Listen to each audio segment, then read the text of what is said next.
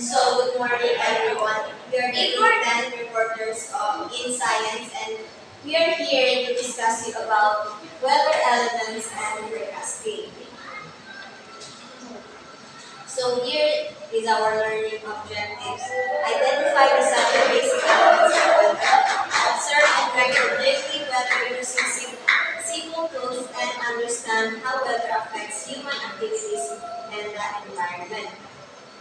So introduction. Weather affects our clothes, plants, and environment. Knowing weather elements and how forecasting works helps us prepare. So weather affects our lives every day, right? From it tells us what clothes, what clothes to wear, kung sa mga activities na pwede natin buhaton, and how we should prepare for the day. For example, we wear jackets when we feel cold, di ba? Or we we use umbrellas if the ulan. So by learning about the different parts of weather and how forecasts are made, we can get ready for whatever the day brings. So this report will explain the main elements of weather and how weather forecasting works. So now let's proceed to what is weather. So weather is what the sky and air feel like each day.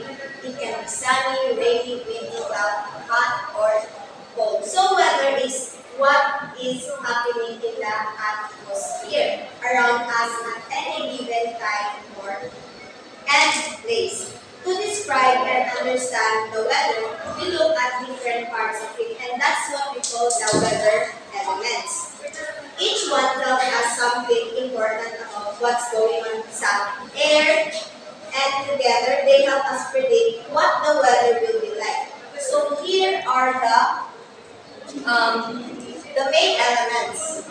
First is the temperature. So temperature, it tells us how hot or cold the air is. So it is one of the noticeable parts of weather. Like for example, a sunny summer day might be hot, while a winter night can be very cold. So this temperature, it is measured by with a thermometer, in degrees Celsius or in Fahrenheit. So for example, as you can see, it is very hot, right? So for example, so we can, if we're going to measure the temperature, it is like in degrees Celsius, so it affects our clothing choices, our comfort, and next is the humidity. So humidity is the amount of water vapor, which is moisture in the air. So when humidity is high, it can feel hotter than it really is,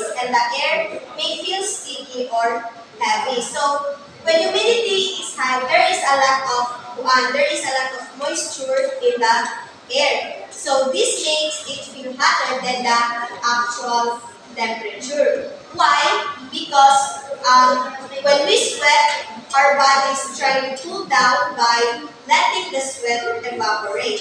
But in humid air, sweat doesn't evaporate easily. So we stay hot and sticky. The air also feels heavy or thick, which can make it harder to breathe for some people.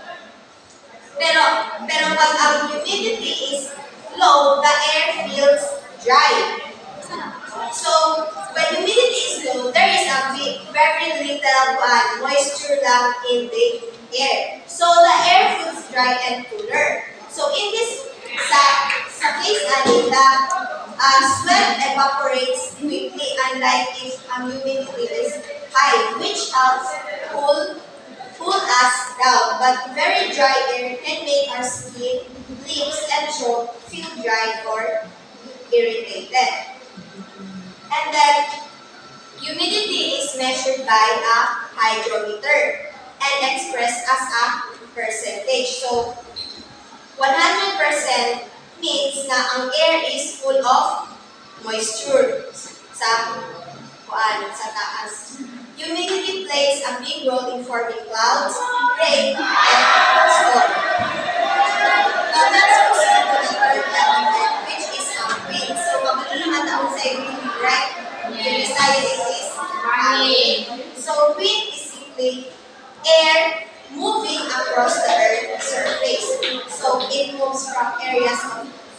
pressure to low pressure. So wind helps carry clouds, rain, and storms from one place to another. As you can see, right, if kanang kanang kita ba, like, for example, kanang dagong puno, di ba?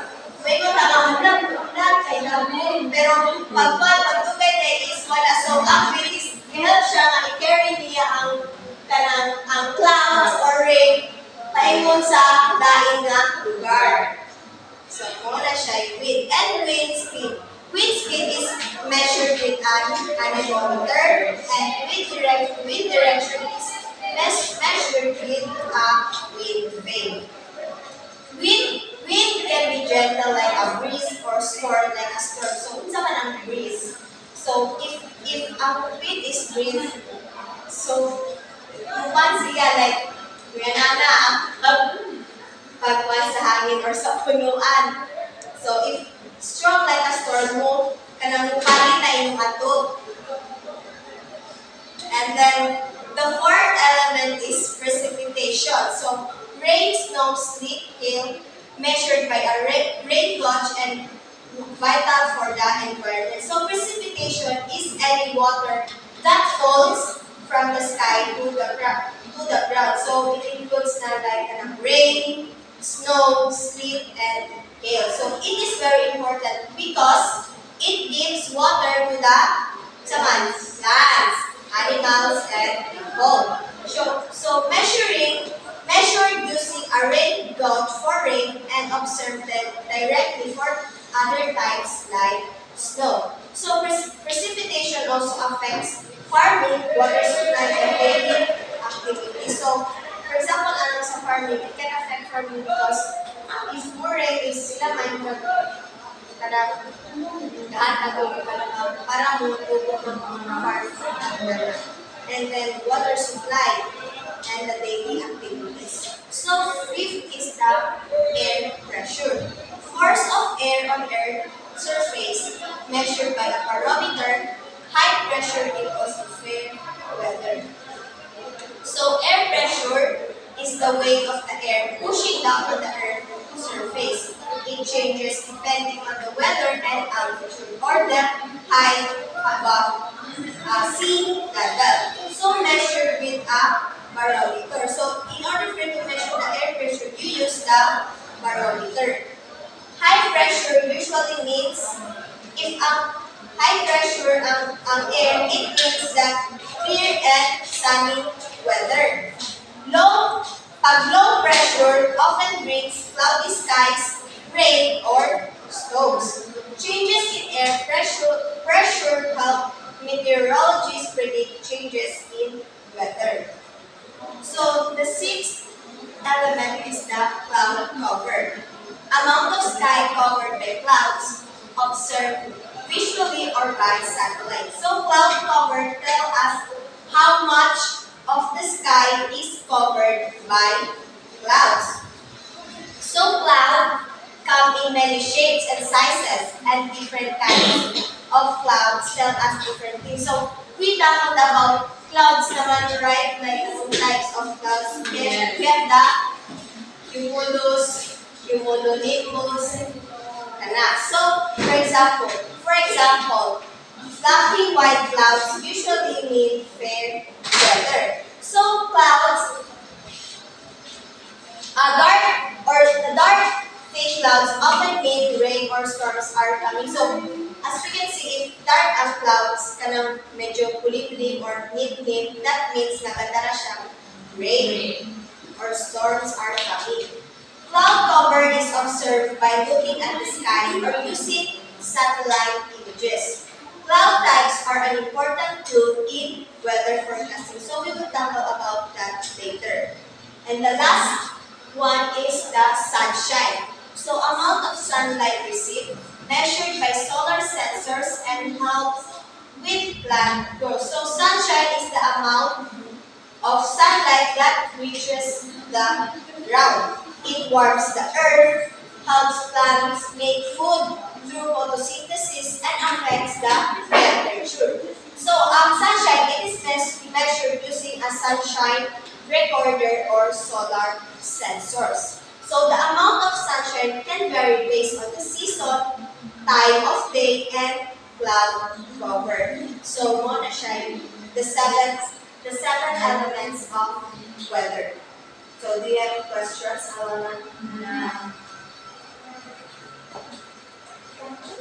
Let's proceed to weather forecasting. So what is weather forecasting? So weather forecasting is the way people predict what the weather will be like in the next hour or days. It helps us to know if it will rain, be sunny, windy, or stormy. So weather forecasting is simply predicting the weather. So for example is later if kana o makita nato ang kanang atmosphere nga magdakon, so makapredict ka nga basig ulan unya. So that's weather forecasting. So people use tools and data to figure out if it will be sunny, raining, windy, or stormy in the next few hours or days. So di ba sa atong cellphone is naman tayo makita ang kanang pila ka degree Celsius, yun ana siya. So how is weather forecasted? So first is observation from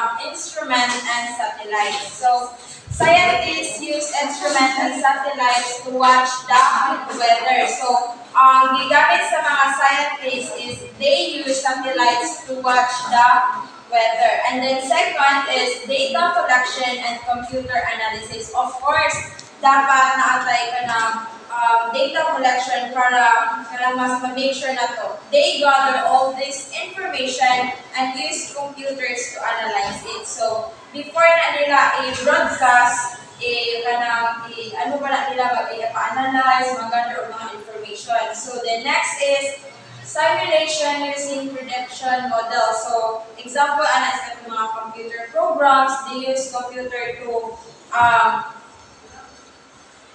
simulate what the weather will likely do. So next is broadcasting via media and apps. So mauna na kanang i-broadcast na through social media, ibalita na if kana naabay kanang bagyo nga moabot ina na dito. So mauna siya how is ay mga ways and how is weather forecasted. Sabta na siya pa. So here are the types of weather forecast. So we have short term, 1 to 2 days. This is the most accurate. Then medium range, 3 to 7 days, which is this is the accuracy decreases, and then long term for 1 week or more less accurate. So the importance of weather forecasting is of course safety from extreme weather. So kana for example is importance na siyang i-forecast kayo. What if ako na ay mga balay na nagtuyo sa dating sa mga baybay. So, para mas ma-advance sila o ingon nga na mas much better nga ma-evacuate sila before kanay ka naman. For example, na extreme weather maabot. So, that's the first importance of weather forecasting, safety from extreme weather. Then next is assist agriculture and travel. So, if kanang mga tao nga nagpuyo sa mga bukid-bukid, like if makabalo sila nga ay ulan mapaabot, so magtandihan na sila magtanong o mga tubo, mga mais, mga etc. kung sa ilang matanong. Mauna siya. And then, it also sa travel, safety. Kaya, dili po ka pwede na travel if na ay upcoming na bagyo. Kaya, wala kabalo kung sa'yo posible nga mga hitabo. So, forecast help travel planning, avoiding delays or dangerous conditions. Then helps in daily planning. So we use forecast to plan our daily activities like what to wear or whether to bring an umbrella. So more na siya yung mga importance of weather forecasting. So understanding weather forecast help us be better prepared, safer, and makes our daily life easier and more efficient. So mauna siya importance of weather forecasting. Nasabtan na siya pa. Yes. So, in conclusion, understanding weather and forecast prepare us better. Forecasting aids safety, convenience, and economic decisions. So, maura to siya about sa weather forecasting.